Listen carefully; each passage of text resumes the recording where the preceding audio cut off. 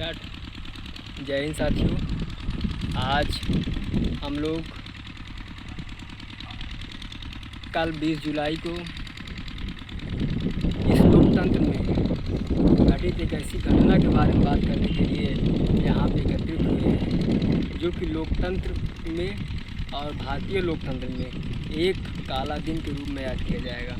दोस्तों, जैसा कि छात्रों का विषय था कि छात्र लगभग 10 साल से बेरोज़गारी के ख़िलाफ़, भ्रष्टाचार के ख़िलाफ़ और जो ये बेरोज़गारी, भ्रष्टाचार, एजुकेशन सिस्टम, इकोनॉमिक सिस्टम का जो एक करप्शन का नेक्सस बना हुआ था, उसको तोड़ने के लिए और इस सरकार को यह बताने के लिए कि किस प्रकार आपकी सरकार में रहते हुए किस प्रकार भ्रष्टाचार कर रहे हैं। एजुकेशन सिस्टम में गलत हो रहा है, लगातार अनियंत्रित तरीके से पेपर लीक हो रहा है, लेकिन ये सारी खबर सरकार के कानों में जूं की तरह नहीं रेंग रही है। उनके कानों में रुई भरी हुई है और उनके दिमागों को ख़त्म हो गया है।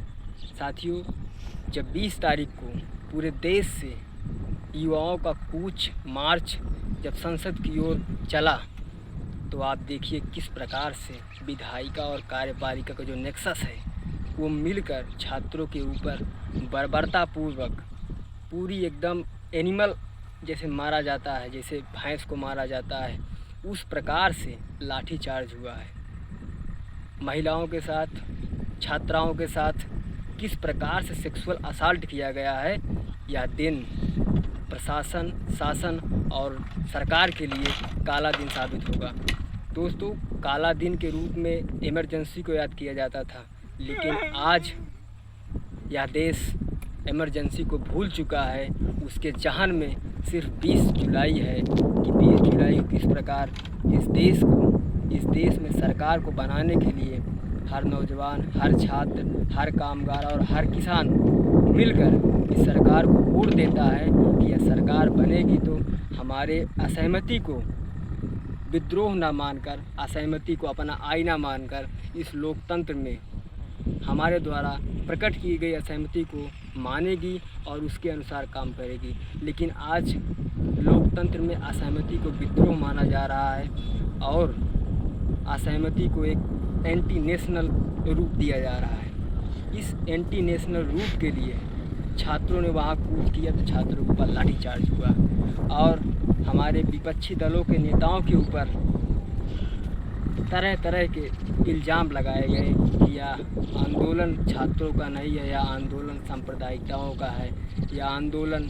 नेताओं के, विपक्षी नेताओं के ओत-प्रोत यह आंदोलन है। लेकिन हम आपको बताना चाहेंगे कि यदि यह आंदोलन नेताओं के प्रभाव में आकर, यह आंदोलन किसी एक पार्टी, किसी एक विचारधारा के प्रभाव में आकर अगर होता तो यह आंदोलन आज भी निरंतर न चलता होता। आप देखेंगे कि यह आंदोलन आज भी उसी तेवर के साथ निरंतरता पूर्वक चल रहा है। लेकिन आज भी बताइए कितनी निकम्मी सरकार है, कितनी बेहूदगी भरी सरकार है।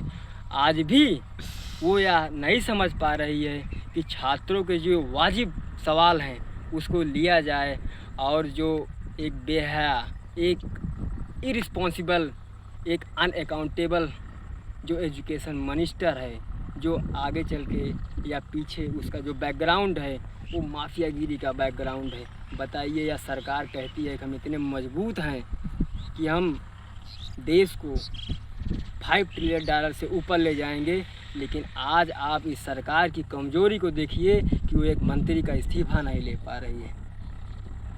उसी प्रकार छात्रों का तेवर बदला और अब छात्र पूरी सरकार, पूरी इस भ्रष्ट हुकूमत को हिलाने के लिए, पूरी सरकार, पूरी मिनिस्ट्री को ध्वस्त करने के लिए अब फिर से मार्च की तैयारी कर रहे हैं। हम एक छात्र होने के नाते और एक इलाहाबाद यूनिवर्सिटी में पढ़ने के नाते हम सभी छात्रों से यह अपील करते हैं कि 1 महीना, 1 साल और 1 वर्ष यदि आप पढ़ाई नहीं करेंगे तो कुछ बिगड़ नहीं जाएगा।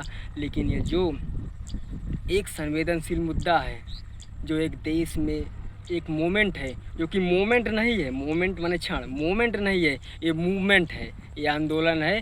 इस आंदोलन में आप बड़ी मात्रा में शिरकत दें और इस मसलसल जो कार्रवाई चल रही है इसमें अपना योगदान दें, क्योंकि यह लड़ाई सिर्फ एक की नहीं है, यह लड़ाई पूरे छात्रों की है जो भी प्रभावित हुए हैं। इस नीट की परीक्षा बताइए, लगातार 3 सालों से नीट की परीक्षा रद्द हो रही है।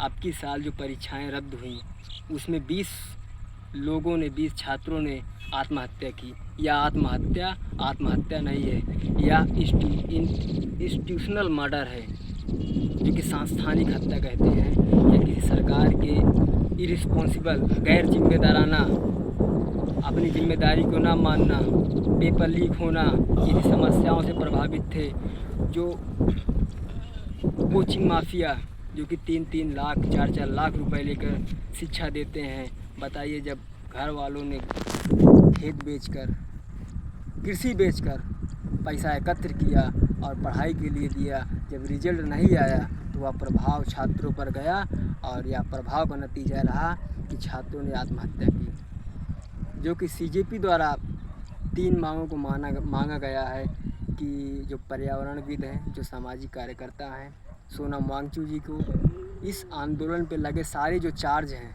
जो मुकदमे हैं, उनसे बरी किया जाए और इस पूरे देश में उनको घूमने के लिए, उनको चलने के लिए, उनको बैठने के लिए और आंदोलन करने के लिए उनको स्वतंत्रता दी जाए।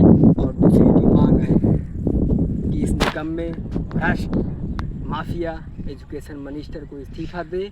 और तीसरी मांग है, जो छात्र प्रभावित हुए हैं, जिन्होंने मर्डर किया है, उनको 1-1 करोड़ रुपए दिया जाए, ताकि उनके परिवारजनों को या तो इस दौरान जो भी चर्चा हुई, इस चर्चा को हम अंतिम विराम एक कविता से देना चाहेंगे कि जलते घर को देखने वालों, फूस का छप्पर आपका है, आग के पीछे तेज हवा है, आगे मुकद्दर आपका है। उसके कत्ल पर मैं चुप था, मेरा नंबर अब आया, मेरे कत्ल पर आप चुप हैं, अगला नंबर आपका है। इसलिए सभी साथी इस आंदोलन का हिस्सा बने और बढ़ चढ़कर इस आंदोलन को और प्रभावी बनाने का काम करें। धन्यवाद। जय हिंद। इंकलाब जिंदाबाद।